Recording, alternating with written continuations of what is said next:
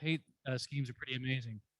They go from just a couple of feet tall to, I think there's one that's over 20 feet tall. So those of you here today, after the program, please check them out. If you're virtual, please come by Cantini. These sculptures will be on display until October. So please, please come by if you can. It's my pleasure tonight to introduce our speaker, Professor Steve Schwinn, who has been one of our frequent speakers, thank goodness, talking about a subject that the Supreme Court may seem a little, for lack of a better word, boring, but Steve somehow weaves it into an incredibly interesting story. So I think you'll enjoy it. So let me get the introduction for you. Professor Schwinn earned his BA from Michigan State University and his JD from the American University, Washington College School of Law. He previously taught at University of Maryland School of Law and the George Washington University Law School. He practiced full-time in the Office of the General Counsel of the Peace Corps. Professor Schwinn is a frequent commenter on issues related to constitutional law and human rights. He is the co-founder and co-editor of the Constitutional Law Prof Blog and occasional contributor to other blogs and publications. Professor Schwinn is also active in his community. He litigates cases pro bono in the federal courts.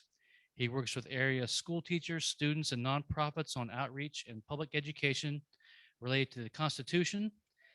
He serves on the board of advisors of the Chicago Lawyers Chapter and the American Constitutional Society and the American Bar Association Standing Committee on Public Education. That's a lot of stuff. Professor Schwinn teaches constitutional law, First Amendment, comparative constitutional law, and human rights, and civil rights. He is co-director of the International Human Rights Clinic, and he serves as Edward T. and Noble W. Lee Chair in Constitutional Law for the 2015-2016 school year. So with that, ladies and gentlemen, please welcome Professor Schwinn. Thank you, thank you, thank you, thank you. So good to be here live, isn't it? Isn't this fantastic? Are we okay with audio? Is everything, you can hear me, Zoom can hear me okay? All right, awesome. So yeah, this is wonderful to be back in person, and what a fantastic venue. I just love coming to Cantini. I had to remind myself how to talk to people as opposed to a computer in order to do this tonight. It's been such a long time. I think, Barb, I think we said 2 years that we've been on Zoom now, right? So yeah, two years, would that make 3 years since we've done this in person, I think, yeah. Oh my gosh. Yeah. So the January 6th Commission had the very bad form of scheduling their hearing right over us tonight. Extremely disappointing. So if those of you on Zoom are flipping back and forth between this and the January 6th Commission, I get it, I understand. And if anybody would like to talk about the goings on at the January 6th Commission, I would be more than happy to do that. I've been following closely the constitutional issues coming out of the January 6th insurrection, the work of the committee, the investigations, the subpoenas they've been issuing, and the court cases surrounding the whole affair. So I'd be more than happy to talk about any of that if you'd like, and we can do that during a Q&A period maybe. And if you could just announce to the Zoom audience that they could submit their questions through Q&A, we'll be monitoring that. Awesome, you bet. Yeah, so Zoom audience, you can submit questions by Q&A, and Barb will monitor that and pass them along. If we have questions or comments as we go, this is informal, so we can just have a conversation. That's perfectly fine. The January 6th Commission kind of threw us a curveball tonight, but the Supreme Court did too. It's way behind in issuing opinions this year, way behind. None of the big opinions have come out so far. We had, actually yesterday, we had a kind of mildly interesting opinion, but not a surprising one at all. And the other things that the court have done so far this term have not been huge surprises, quite frankly, with just a couple of exceptions that I'll talk about tonight. And so I thought what we could talk about is what we expect from the Supreme Court in the coming weeks as these opinions start to roll out at the end of the term throughout the next couple of weeks. And then the justices will take a break before they sit on first Monday in October in the fall. Does that sound okay? All right, so that's what we're going to do. Again, if you have questions or comments as we go, please, interrupt however you like. We can just call out, is perfectly fine. Or if you want to be so formal as to raise your hand. As I said, this is really kind of new and different given that we've been on a Zoom world for so long. So the big things at the court this term that I think we need to be talking about, and I think we need to keep our eye on: guns, religion, and abortion. So just in case you were looking for a non-controversial evening, guns, religion, and abortion are the big ones this term. We'll talk about those maybe in modified reverse order because of some of the really interesting things that are going on at the court and nationwide with regard to a fundamental right to abortion that transcend abortion rights. And I really think we need to pay attention to what's going on at the Supreme Court, however we feel about the fundamental right to abortion and Roe versus Wade. And so I want to spend a little bit of time talking about that and some of the innovative things that we're seeing some of the states do with abortion rights, both curtailing rights and protecting rights in anticipation of the court ruling. And of course, we have got to talk about the big leak, right? How can we not talk about that? So guns, religion, abortion. There are other things going on at the court that I think we need to keep our eye on. One is, and this overlaps a little bit with the environmental docket of the Supreme Court, control of the administrative state. What we're seeing with this newly composed Supreme Court, with the addition of Amy Coney Barrett replacing Ruth Bader Ginsburg, and the other Trump appointees, Kavanaugh, Gorsuch, and then earlier appointees, Alito, and even Chief Justice Roberts, we're seeing the court take a sharp move toward curtailing and limiting the power of the administrative state in relation to the power of the president to control the administrative state. And that's manifesting itself in a lot of different highly technical ways, but it's a trend that we need to keep our eye on.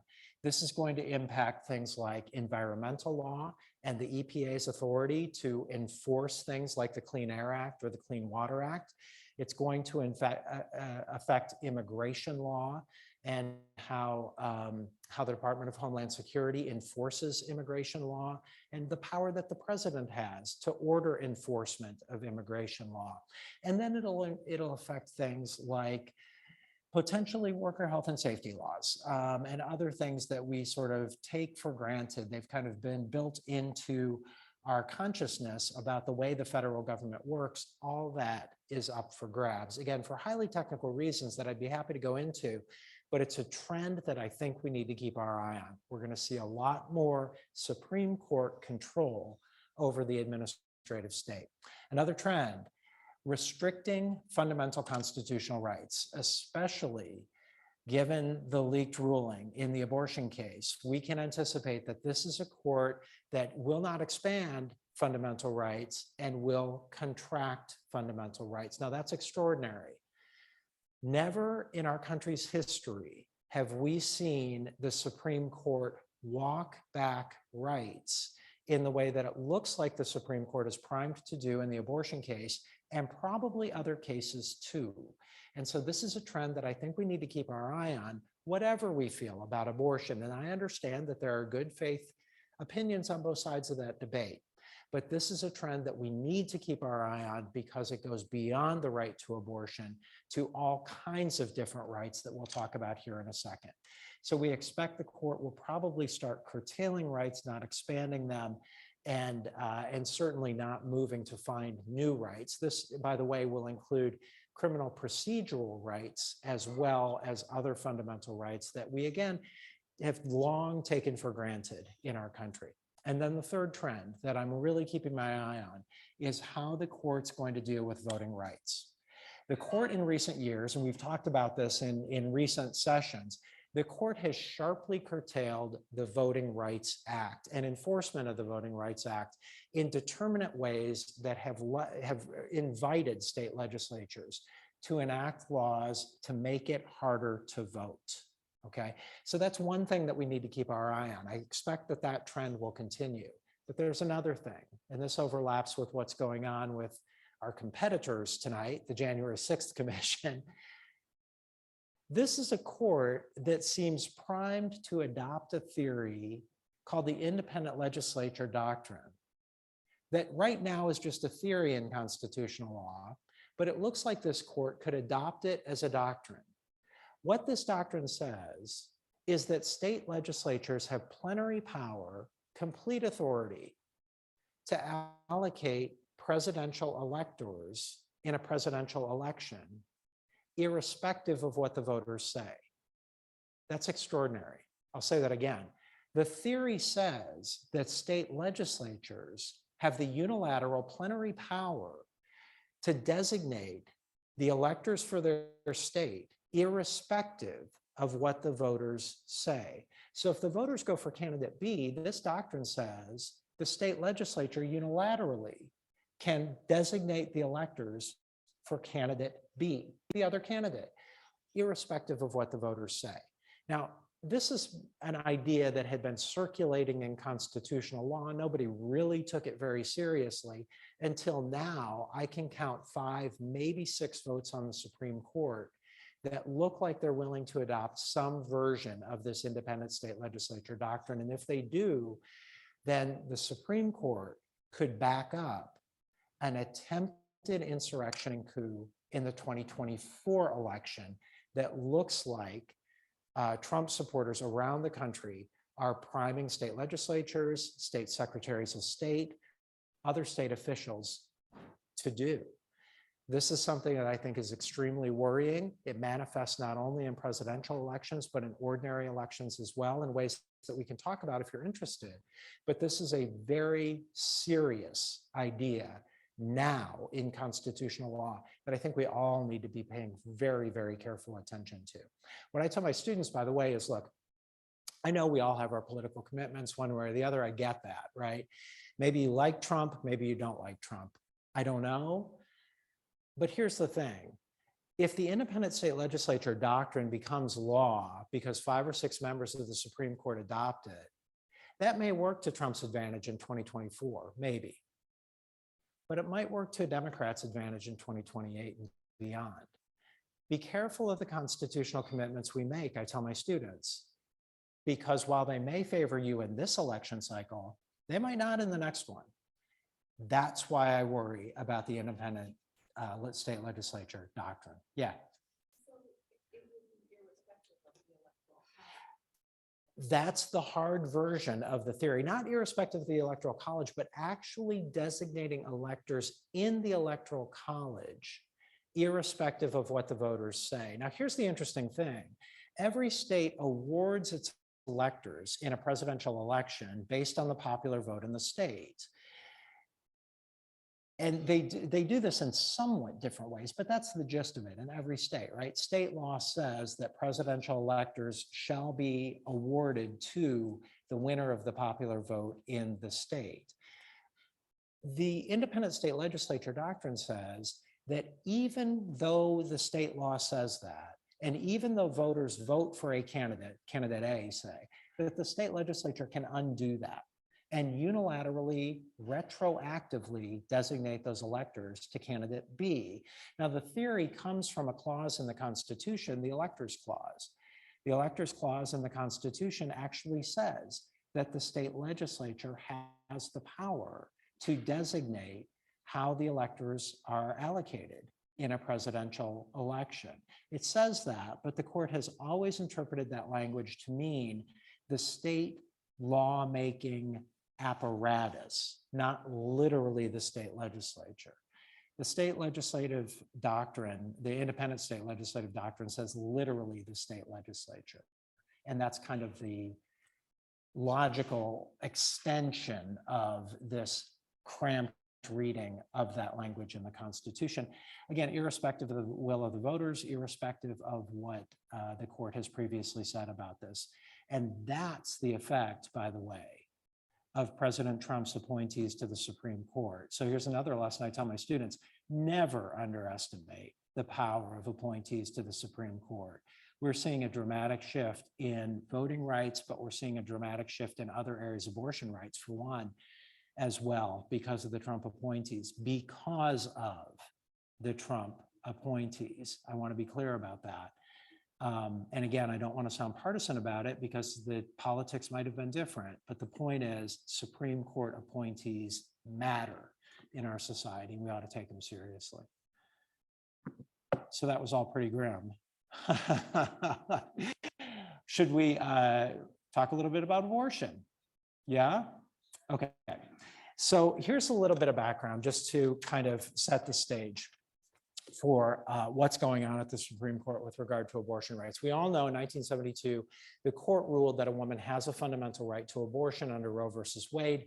And then a couple of decades later, in 1991, in a case called Planned Parenthood versus Casey, the Supreme Court defined that right in a particular way. What it said was that a state can regulate abortion prior to fetal viability, so long as the regulation is not an undue burden on a woman's right to get an abortion. Undue burden was the test before viability. After viability, a state could go so far, if it wanted, didn't have to, but if it wanted, the state could go so far as banning abortion entirely, so long as it provided an exception for the life or health of the woman, okay? Pre-viability, undue burden. Post-viability, a state could, it didn't have to, but could ban the procedure entirely with an exception for the life or health of the woman. Now, since Casey came down, and in truth, since Roe came down, this right, the right to abortion, has been under consistent attack by state legislatures. In particular, more recently, what state legislatures have been doing is enacting laws designed to tee up a constitutional challenge to Roe versus Wade and the fundamental right to abortion so that the Supreme Court would overturn Roe versus Wade and Planned Parenthood versus Casey, reject a woman's right to abortion, and then allow states to regulate abortion in any way they wish. That strategy has so far been unsuccessful. Then we saw a change in the Supreme Court. At that point, Texas did something extraordinary. Texas adopted a law called SB 8. And in order to understand the significance of this, we have to understand a little bit how rights are enforced in our legal system. So typically what happens is a government official will violate somebody's rights, and then that person can sue the government official for violating their rights, right? They can also sue that government official to stop violating their rights, seeking injunctive relief.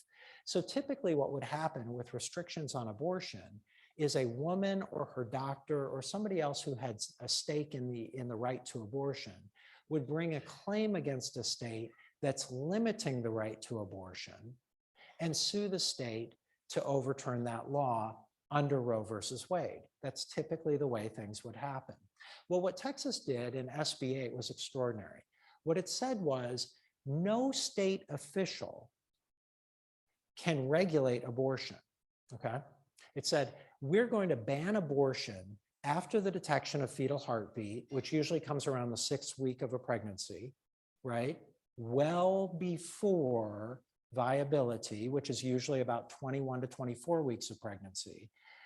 We're going to ban abortion after fetal heartbeat, but here's the kicker. No state official can enforce that. Instead, we're going to authorize private citizens to bring a private civil damage lawsuit against anybody who performs an abortion after fetal heartbeat or anybody who aids or abets an abortion post-fetal heartbeat, with the exception of the woman herself. So this would apply to abortion doctors. This would apply to abortion provider personnel and staff in the office. It could conceivably even apply to the Uber driver who takes a woman to her appointment to get an abortion, right? Anybody who aids or abets or performs an abortion, not the woman herself, post-fetal heartbeat.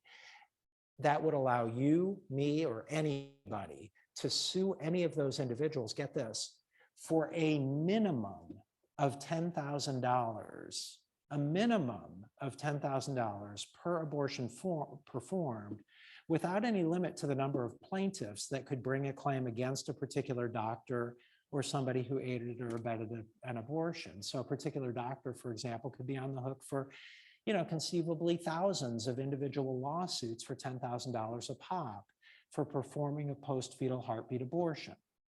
Now, the immediate effect of that would seem to be to limit post-fetal heartbeat abortions in the state. But the effect of the law actually went farther than that, and here's why. The law said that there's no fee shifting in these cases. The parties bear their own costs. And what that means is a doctor under threat of suit is going to have to bear their own cost of litigation, even if the suit is entirely frivolous. So a person who wants to sue a doctor who's performing abortions, even if the doctor is performing them perfectly legally under Texas law, post-fetal heartbeats, right? A person sues that doctor, they might ultimately lose the lawsuit and not get their $10,000 damage award, but the doctor has to pay attorney's fees and court costs up until the point that the case is dismissed. That's a strong enough incentive for doctors to go out of business in Texas and not provide any abortions in the state. So the effect of the law is to close down abortions in the state, not just post-fetal heartbeat, but all abortions in the state, except for the most daring doctors who are willing to put themselves out there and on the line for court costs and attorney's fees when they're performing abortions before the fetal heartbeat. So the effect of the law is to shut down abortions in the state. Now, under ordinary circumstances, if a state law shut down a fundamental right in a state, we would expect somebody to sue a state official, as we talked about earlier, and have that law stopped, right? The law is unconstitutional. After all, it infringes on a fundamental right. Well, here's the problem. There's nobody to sue in Texas, right? We don't know who's going to bring these individual civil damage lawsuits. We don't know who's going to bring them. State officials are prohibited from enforcing the law, so we know we can't sue state officials. The only person we could sue are private citizens who might bring one of these lawsuits, but we don't know who they are unless they tell us or actually bring it. But more, because constitutional rights run against the government, not against you and me individually, if I shut down your right through a civil damage lawsuit, I'm not shutting down your right at all, because I'm a private person, you see. I'm only shutting down your right if I'm the government. And so really, there's nobody to sue in these cases. There's nobody to sue because the person is not asserting a fundamental right against anybody who has state authority to enforce the law against that person. It's just a Wild West situation where the government has literally pitted citizen against citizen in order to effectively shut down abortions in the state. Question? Well, the legislature made the law, so can't they be sued? I mean, it feels like it's not a constitutional law, so why can't they sue the state? You would think, right? Well, Oh, of course, I'd be happy to. Yeah, it was a fantastic question. The question is, why not sue the state legislatures, the state legislators who enacted the law, the state legislature itself, or the state itself? So we typically don't sue. Well, we've got to identify a person who's responsible for enforcing the law. Now, we might think, okay, so a state legislator. The problem with that is state legislators enjoy immunities under constitutional law that they can't be sued for their official actions. They can't be sued for taking a vote on a measure. In other words, the way we would typically enforce a fundamental right is not against a state legislator, but rather against the state official who's charged with enforcing the state legislative law. The state legislators themselves have immunity from that kind of lawsuit. And so the theory would be great, except that we run into that immunity. Could we sue the state itself? Maybe we could sue the court system, judges who would enforce the law through these civil damage lawsuits, but judges enjoy immunity as well. maybe court clerks who docket these cases and tee up these individual lawsuits. But there are some protections for court clerks as well under statute and under the Texas law SB 8 itself. Yeah, same answer. I mean, I hate to be so down on it, but it's really, and this was the diabolical genius of SB 8. And you know what? Now we're seeing other states adopt copycat laws with regard to the right to abortion. But here's where I worry, not only with regard to the right to abortion, some states are considering copycat laws pitting citizen against citizen in civil damage lawsuits to clamp down on other fundamental rights. Some rights that you might like, other rights that you might not like so much. But the point is that this gamut is effectively shutting down rights in our system, which is extraordinary. We've never seen anything like this before. And it's intractable. It's intractable because we just don't know how to remedy the problem through the court system. It looks like the only remedy for the problem is through the ballot box and voting out the state legislators who would vote into law something like this. The Supreme Court's now considered this case a couple of times, and both times it's allowed the law to go into effect, kicking the case back to the lower courts. As the law goes into effect, abortions are effectively shut down in Texas. A great story today in Salon about how abortion providers in Texas now are operating more as travel agents than abortion providers. Why travel agents?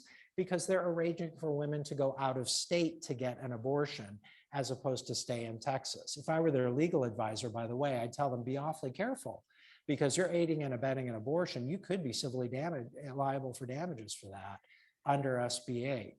But that appears to be what's going on now. Extraordinary. Now, this is a case that came to the Supreme Court on its so-called shadow docket. It came to the court kind of under the radar without full briefing and full oral argument, as we've come to expect in an ordinary case at the Supreme Court. What that means is the court took a look at Texas SB 8, but didn't give it the kind of careful consideration that it would in an ordinary case, right? And that's worrying too. We're seeing the Supreme Court use this so-called shadow docket more and more for substantive rulings that are clamping down on rights and doing some of the other things that we've talked about without full transparency that we've come to expect from, or at least in part, from the Supreme Court through its ordinary docket, where we get to hear the oral arguments, we get to see the briefing, we get to know where the parties stand on these issues. We don't really have all that in these SB 8 cases. And so that's a little worrying. Now, the case may come back to the Supreme Court at some point, but it's unclear. It's unclear whether it could come back to the court, given the way the court's ruled on these cases. But it's also unclear whether the case wouldn't be moot if it did. And here's why. The Supreme Court now, as we know, is considering the fundamental right to abortion itself, not just procedural tactics like SB 8 to curtail the right to abortion, but actually the right to abortion. This case is the Dodds case, of course, with the leaked opinion that came out several weeks ago. The Dodds case is a really interesting case. Mississippi adopted a law that flat bans abortion after 15 weeks of pregnancy. 15 weeks being before viability. Again, the point of viability is usually around 21 to 24 weeks of pregnancy. 15-week ban before viability presents an obvious undue burden on a woman's right to get an abortion between the 15-week period and the point of viability, right? It's an undue burden because it's a flat ban on abortion. What's interesting about the case is the only abortion provider in the state only provides abortions up to the 16th week of pregnancy. So the narrow question for the court, or a potentially narrow question for the court, is whether the lack of abortion access for that week period between the 15th and 16th week of pregnancy, whether that presents an undue burden on the right of Mississippi women to get an abortion in the state. That's not the way the court's looking at the problem, though. The way the court's looking at the problem is whether it should overturn Roe versus Wade and Planned Parenthood versus Casey. Flat overturn those cases. The Alito opinion came out a couple of weeks ago. Now, we don't know if this is the final court's opinion. We don't know if Alito is writing as a concurrence or as an opinion of the court. We just don't know. Potentially as a dissent, although I don't think that's likely. My guess is that the leaked Alito opinion is a draft of the opinion for a 5-justice majority on the Supreme Court. The final opinion will look a lot like the Alito draft, is what I expect. Now, why do I say 5 justices? Because I think Alito himself will obviously sign on to his opinion. I think that Kavanaugh, Gorsuch, Thomas, and Barrett will also sign on to the opinion. What about Chief Justice Roberts? I think Chief Justice Roberts has already signaled in an earlier abortion case from a couple of years ago that he's interested in stare decisis, upholding precedent when we ought to uphold precedent, and not overturning a case like Roe versus Wade, a case that has been with us for 50 years and is such a part of our daily lives and expectations that it's really hard to imagine a world without it. And so my guess is that Chief Justice Roberts will join the 3 progressives for a 4-justice dissent in the case. Although I expect that the other 3 justices will dissent more vigorously than Chief Justice Roberts will, and that his vote will be based simply on stare decisis. So what does the Alito ruling say, and why should we be concerned? Why should we even care about it? So what the Alito ruling says is that Roe versus Wade was wrong when it was decided, and it's wrong today. And it's wrong because of a formula that the court uses to determine when a claimed interest is a fundamental right in our system. That formula looks to whether a claimed interest is deeply rooted in our nation's history and tradition, so that liberty can't exist without it. Deeply rooted in our nation's history and tradition. And for somebody like Alito, what that means is that this is an interest that has been with us for a long, long time. And so Alito, in order to determine whether the interest or right to abortion has been with us for a long, long time, well, he goes way back to English common law. He traces that through colonial law, through 19th century law, through the 14th Amendment in 1868, and through the early 20th century. And what he concludes is there's never been a fundamental right to abortion in our nation's history and tradition. It's just not been there. Now, the way he looks at history is, well, somewhat cramped. So, for example, he talks about the right to, he talks about state legislatures regulating abortions and flat prohibiting abortions in the 19th century, in the 1800s.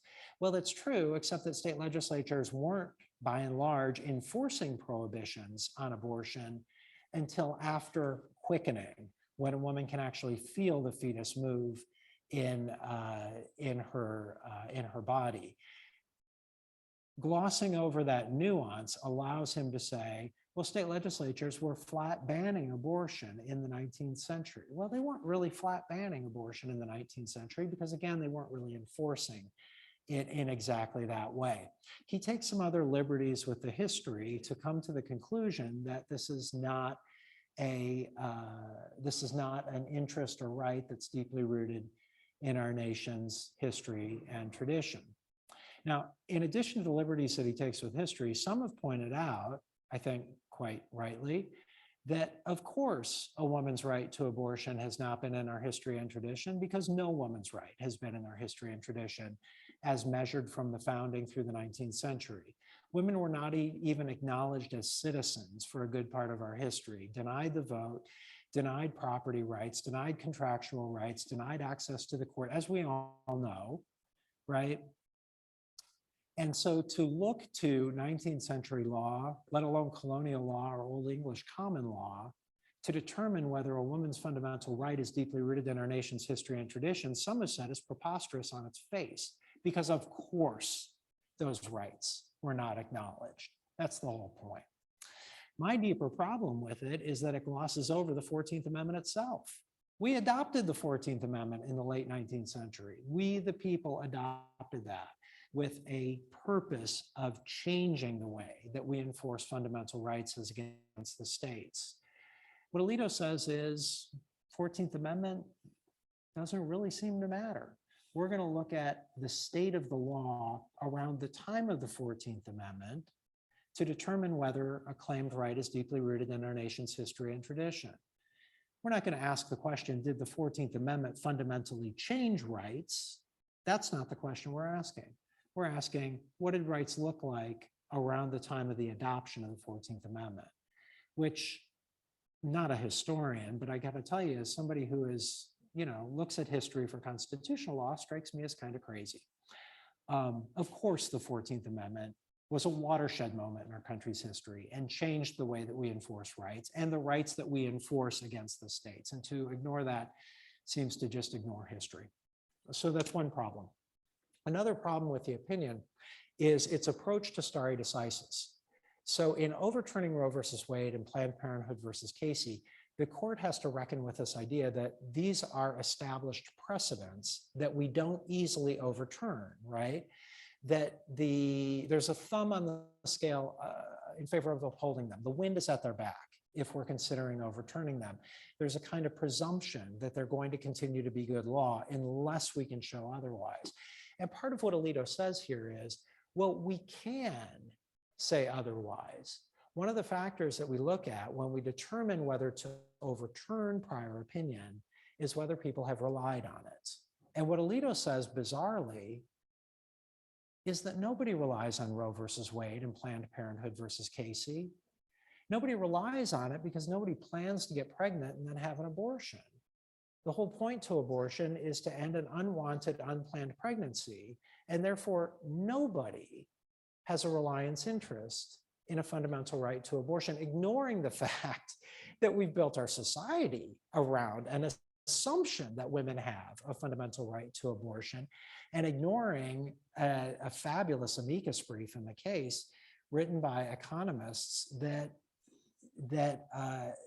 use economic metrics to show that after Roe versus Wade, since a woman had a right to abortion, women's access to education, to job opportunities, to income, to liberty has increased dramatically, not accidentally, but as a result of having a fundamental right to abortion. And so Alito doesn't touch this. He doesn't talk about it at all. What he does say about women equality is that this isn't an issue about gender equality. It's not an issue about gender equality because the fact that women can get pregnant only means that some women can get pregnant. It doesn't mean that women get pregnant and men don't. It means that pregnant women get pregnant and non-pregnant people don't get pregnant. So it's not a gender equality issue from Alito's vantage point. To the extent that he is, he has an answer to that. What he says is, look, women can vote today. Women can exercise their political power. If they want to go out and vote, they can vote and exercise their political power to protect an interest in abortion, but it's not a fundamental right. So if this leaked opinion becomes law, it's going to be problematic, not only for the reasons that I talked about, not only for the right to abortion, but because other fundamental rights that we now have taken for granted in our country's history and our society, those are going to be on the chopping block as well under Alito's approach.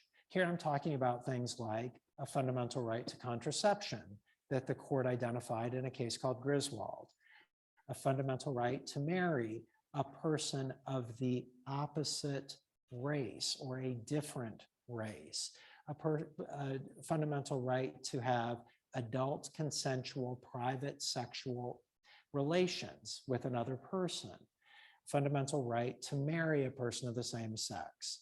All of these things are going to potentially be on the chopping block if Alito's opinion becomes the opinion of the court, and that's the deeper worry about the case.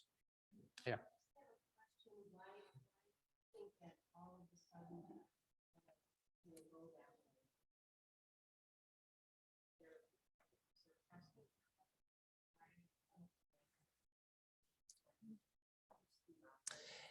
Yeah, it's a great question. The question is, why do I think that those rights, I'll rephrase just a little bit, that those rights could be on the chopping block as well? Yeah. Because, well, for a couple of reasons. First off, Alito, in the draft opinion, he actually goes to some length to say, this case is only about abortion. It's not about this other stuff. And so, dear reader, don't worry about these other rights, at least not yet. But the way he does that strongly suggests, in my reading, that at the very least, the fundamental rights to marry a person of the same sex and to have adult consensual sexual relations with another person in the privacy of your own home, that at least those two could be next on the chopping block. And given the fact, given sort of his method of historical analysis here, looking to the deeply rootedness of a fundamental right, you know, if you look back to 19th century law and you're a Justice Alito, you can easily conclude that there is no right to contraception. There is no right to marry a person of a different race, right? That those rights just aren't there. Even if you're some on the court, you might go so far as saying that a fundamental right to parent a child, which falls in this line of cases as well, could potentially be at risk. Now, as a practical matter, could the court ever walk back those rights? Or even as a political matter, could the court ever do that? It's hard to imagine. It's almost impossible to imagine. But if it ever wanted to, and if Justice Alito's opinion becomes law, that's a roadmap for doing it. And that's where I worry. Time will tell to see what the court does with this. Time will tell. Yes. Just a clarification. My limited reading was that these rights still exist at state level. Excellent. I'm so glad you raised that. Yes, absolutely. So the comment was that these rights can still exist at the state level. That's absolutely correct. So we've seen some state courts already interpret their state constitution to protect not only these rights and the right to abortion, but other rights as well. We've seen a lot of state legislatures since this leak came out, and even since this case was docketed at the Supreme Court in anticipation of the court overturning Roe versus Wade, move in the direction to protect the right to abortion and other fundamental rights as a matter of state law, even if not state constitutional law. And then we've seen moves by, even right in our own backyard with Mayor Lightfoot announcing that Chicago will welcome women from states that ban abortion to have abortions in the city. And some other states and jurisdictions moving in the direction of aiding and assisting in those efforts. And so I think what we're likely to see is a kind of patchwork that, it's kind of another fear of mine, is that will further divide our country because of the patchwork that we're likely to see. I think what my friends who support a Justice Alito approach would say is that we're already a divided country because the court ruled in Roe versus Wade. We can make our own judgments about that, but you're exactly right. And I think that will lead to a kind of patchwork approach in our country with regard to the right to abortion. Constitutionally speaking, one of the interesting things that we're seeing now is states trying to restrict not only the right to abortion, but the right to travel to other states to get an abortion if the state restricts the right to abortion, which invokes a whole different set of fundamental rights, the right to travel in a federal system like ours. And so, it really is a Wild West. So I just took a look at time. We do have a question. Oh, excellent. Good. From online. Greg asked the question, please discuss the legal issues regarding the attempted revival of the ratification of the Equal Rights Amendment. How are they decided if I can Good. Yeah. So the Equal Rights Amendment. in order to amend the Constitution, we have to have so many state legislatures sign on to the amendment and agree to ratify it, right? The most recent practice with regard to amendments is to put a timeline on that ratification process, that states have, say, 20 years to ratify. And if they don't ratify, if a sufficient number doesn't ratify within that period, then it's not an amendment. It just doesn't happen. The theory behind the Equal Rights Amendment is that states can continue to ratify it.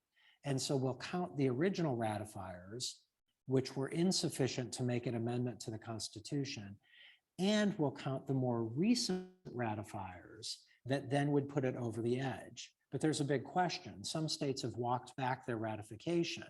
So do we have the right number of states? Well, it depends on how you count, is the answer. Now, does the amendment become part of the Constitution, and how would that play out, for example, if it were ever litigated in the courts? My guess is that the Supreme Court really wouldn't want to touch that and would probably call it what we call a political question. It doesn't mean that it's politics. It just means that that's one of these issues that the Supreme Court won't decide. And that's my guess, that the courts would punt on it. But I'm also not sure that it would ever get that far, quite frankly. Yeah.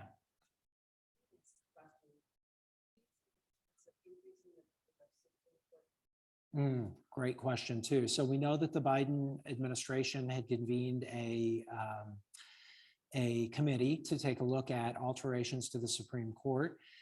I myself do not think that we will ever see changes to the Supreme Court in the near future. It's disheartening. In the introduction, part of what I do is comparative constitutional law. And so I get to look at constitutional systems around the world. And other countries have really innovative approaches to their constitutional courts, to their high courts that interpret the Constitution. They often rotate judges on and off the court with term limits. They sometimes sit in small panels of judges, so it's not the full court hearing a case, but a random panel instead, so that we insulate the court from politics in a way that we just have not been able to in recent times with our own Supreme Court. And so, it'd be nice to take the page from one of those playbooks, but I just don't see it happening. If Congress wanted to make changes to the Supreme Court, it has the authority to do that. There's nothing in the Constitution that prescribes 9 justices on the Supreme Court, and certainly nothing that says 6 of them have to be conservative, 3 progressive. Nothing that says that. So Congress could make a change if it wanted. I don't see the political will.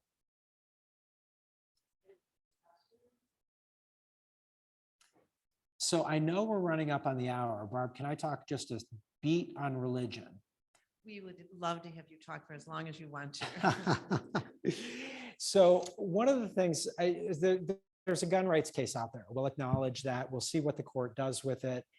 All we have to do is turn on the news or reopen our New York Times any day of the week, and we see how immediate and impactful this issue is. I think the court, I'll just mention very quickly, I think the court is probably going to expand Second Amendment rights in this case, and probably going to restrict a state's ability to regulate concealed handgun carrying for self-defense. It's way above my pay grade to say what that'll mean as a political matter or a public safety matter, but I do expect that the court will move in that direction in this case, if not go full bore in that direction. Religion, I think, is something that we're seeing the court move in sharp and determinate ways in order to infuse religion into society in ways that we haven't seen for a long time, if ever, in our country. We often talk about a wall between church and state. If there ever was such a wall, this court is breaking it down. It's breaking it down through both the Free Exercise Clause and the Establishment Clause, and what the court calls a play in the joints between the Establishment Clause and the Free Exercise Clause. A couple of really interesting cases this term, one involving school funding out of Maine, and I'll just tell you briefly about this. So in Maine, some of the school districts actually don't have public schools. What they do instead is the school district gives parents money so that they can send their kids to private schools. Now, as part of the system, the state of Maine has said, the school districts can give the parents money to send their children to private schools, but not schools that proselytize and engage in religious practice. Okay, so to the extent that a religious practice is part of the educational mission of the school, state funding cannot go to support that school. And the reason why the state says is because we're concerned about violating the Establishment Clause. We're concerned about breaking down the wall between church and state, right? We're concerned about that. Well, what some parents and the religious schools are saying is that by excluding religious schools, that violates free exercise because it discriminates against religious schools because of their religion. And that's a classic case of what I mean by this play in the joints between the two clauses. What we're seeing the Supreme Court move toward is what some scholars have called a most favored nations approach to religious organizations. That's a kind of equality approach that says the government has to treat religious organizations on par and equally with similarly situated secular organizations. The effect of that is to limit any play in the joints between free exercise and Establishment Clause and really privilege the free exercise clause over the Establishment Clause in a way that will allow government to fund these religious organizations on par with secular organizations that are similarly situated. In the main case, to go ahead and fund the religious organizations. And I expect that the court will rule that way in that case.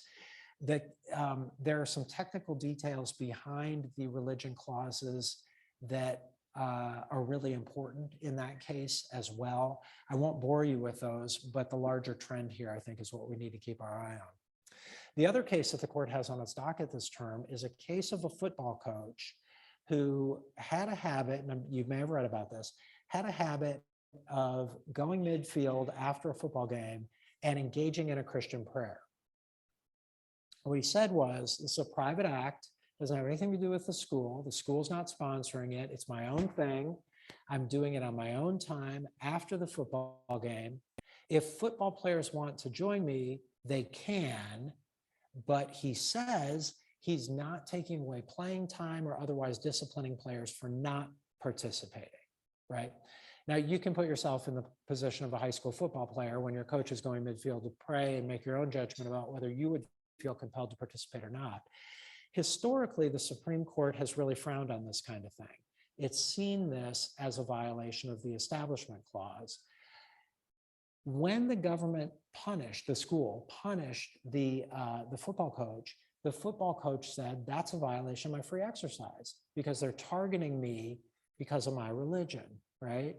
So same sort of interplay between religion, the two religion clauses, free exercise on the part of the football coach, Establishment Clause worries on the part of the school, going to play out in that case as well.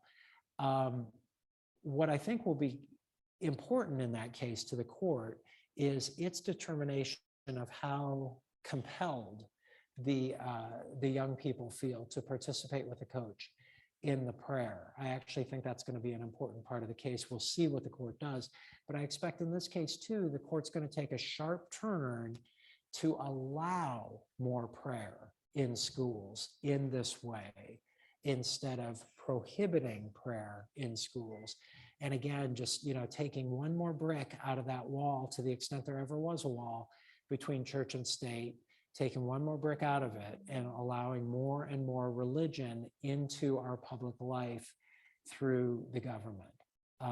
So those two cases, I think we need to keep our eye on. Those cases fall on a couple of other cases that we've actually talked about in recent years at this forum.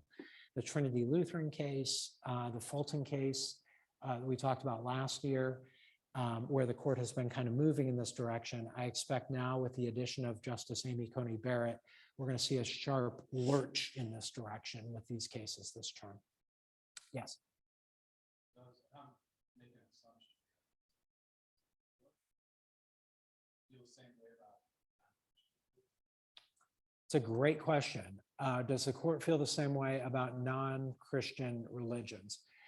There have been some cases that the court has ruled on that have favored non-Christian religions under the religion clauses. A case not too long ago, for example, involving an individual who wanted to grow a beard in prison beyond a particular length in order to comply with the religious dictates. The prison authorities said, no, you can't grow a beard beyond that particular length because that presents a safety issue within the prison.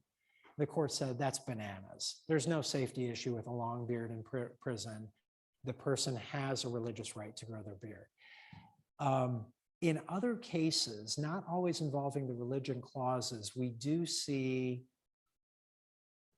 see the court, I don't want to say the court's adopting a kind of animus against non-Christian religions, but let me say it this way, that the court defers to a government animus against non-Christian religions. And I'm thinking about some of the cases that the court has ruled on involving Muslims and the war on terror, where the court, in some of those cases, the court ruled against the government. In other cases, the court seemed to adopt a kind of assumption that the government was also adopting at the time, that Muslims are dangerous people.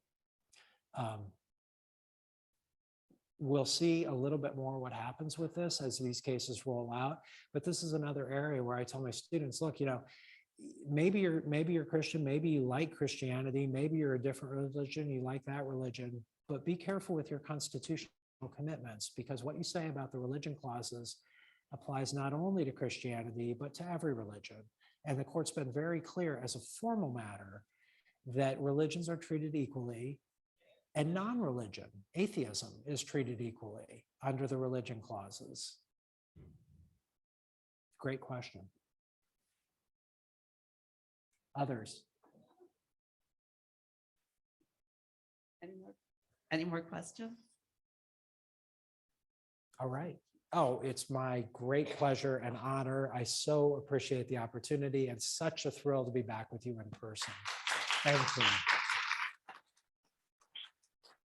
Thank you. Thank you. Yes, thank you so much. We always love having Professor Steve Schwinn with us, and he always makes us smarter. So thank you so much. Oh, thank you. It's Yeah. really been a pleasure. Yeah. Thanks so much. And Thanks. to the Zoom audience, thank you. Yeah. So I just want to tell everybody about next month. So Cantini Park and Leagues of Women Voters of Wheaton, Greater Kane County, and Roselle Bloomingdale, in honor of commemorating the Constitution, invite you to a community discussion centered around a pivotal debate at the Constitutional Convention of 1787.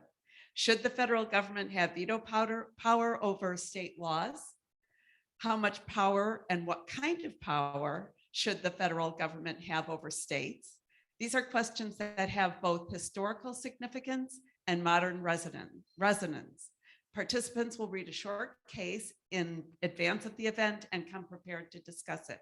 The moderator will be Edwin Knoll, Social Studies Department Chair at Bennett Academy, and is an Illinois partner with the Harvard Case Study Project. So it'll be James Madison and the Making of the Constitution and its relevance today. So please join us July 14th at 7 p.m. Thanks so much. And thank you so much. Really enjoy having you here. Yeah. Thank you. Drive home safely. I haven't said that in a long time. Barb, thank you so much. you. Oh my